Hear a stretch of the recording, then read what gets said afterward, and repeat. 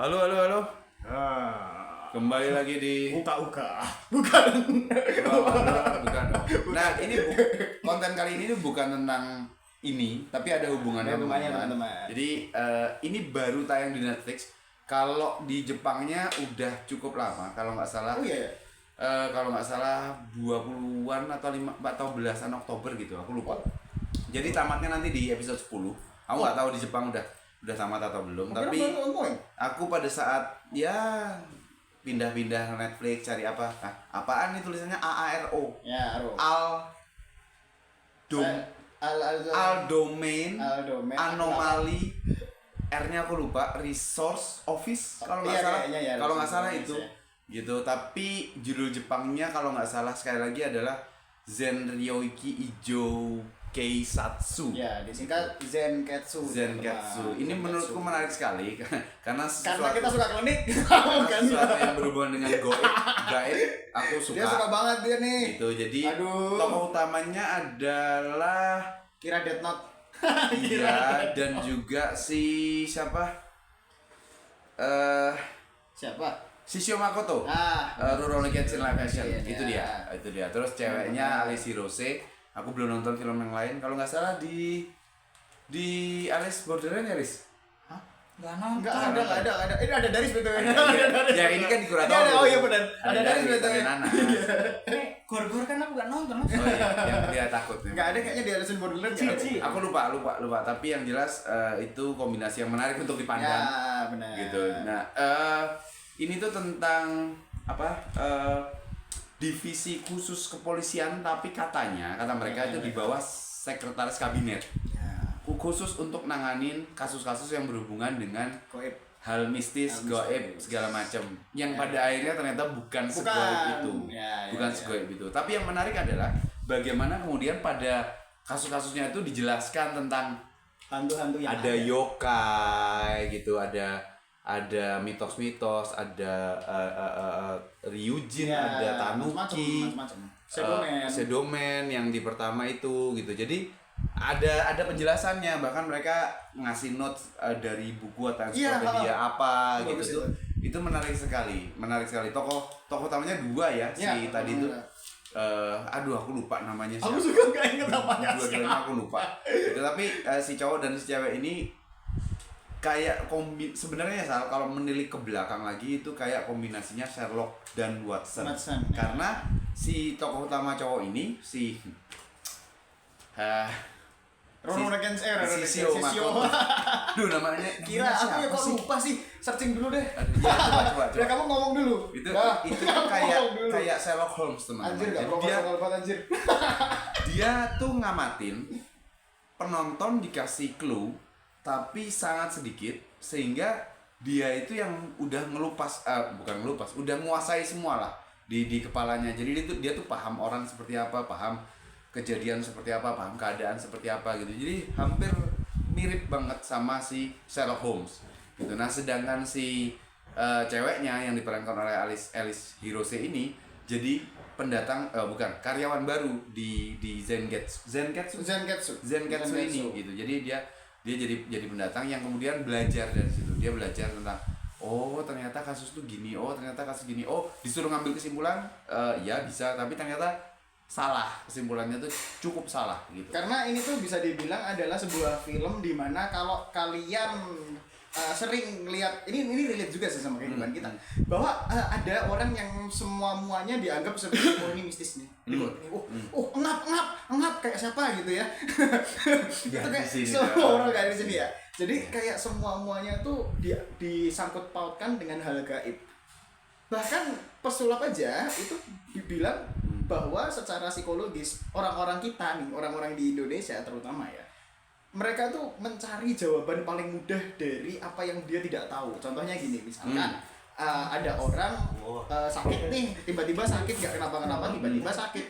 Wah, ini disenggol jin nih. Kayak gitu loh. Jadi hal-hal seperti ini bisa dibilang sangat relate sekali sama film Aro ini, Zenketsu ini, karena di Jepang sendiri masih banyak orang-orang yang menyangkut pautkan hal-hal gaib kepada kehidupan sehari-hari. Ya, gitu. Sebenarnya bukan hal yang baru, sama sekali bukan hal yang baru. aku kenal sama beberapa temen yang mempelajari Jepang segala macam tuh, bukan Jepang tayangannya ya, tapi Jepang negaranya, budayanya segala macam gitu. Konon mereka tuh bilang Jepang sama Jogja tuh sangat mirip. Oh iya. Karena budayanya, mitosnya, kliniknya itu berbaur sama rata. Iya, jadi ada di sekitar, iya. tapi nggak yang terus dilebih-lebihkan. Ya kalau di Jogja, di Jawa kita mengenal kejawen. Iya. Ya nggak apa-apa, Iya. maksudnya ada aja Benar. gitu tuh. Kayak gitu sih. Konon kabarnya sih seperti itu dari aku yang dengar atau ngobrol sama teman-teman yang mempelajari itu gitu. Cuman apa ya, ini yang menarik bahwa dari segala hal yang berbau mistis itu sebenarnya kan ada hal logisnya.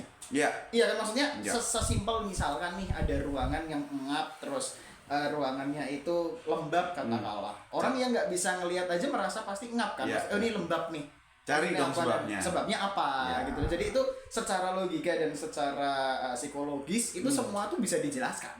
Gitu. Walaupun aku bukan nggak percaya mistis ya, aku percaya adanya mistis. Bukan berarti hal-hal yang ada mistisnya itu tidak bisa dilogikakan, bukan. Kalau udah Gitu berusaha loh. Iya. semaksimal mungkin tapi nggak ketemu, Nah, ya sudah. mungkin ya udah gitu loh. Tapi kalau di kembali lagi ke Aro ini, Zenketsu ini, itu tuh semua kasusnya itu walaupun ada gaibnya, walaupun tetap ada gaibnya ya, hantunya tetap diliatin teman-teman.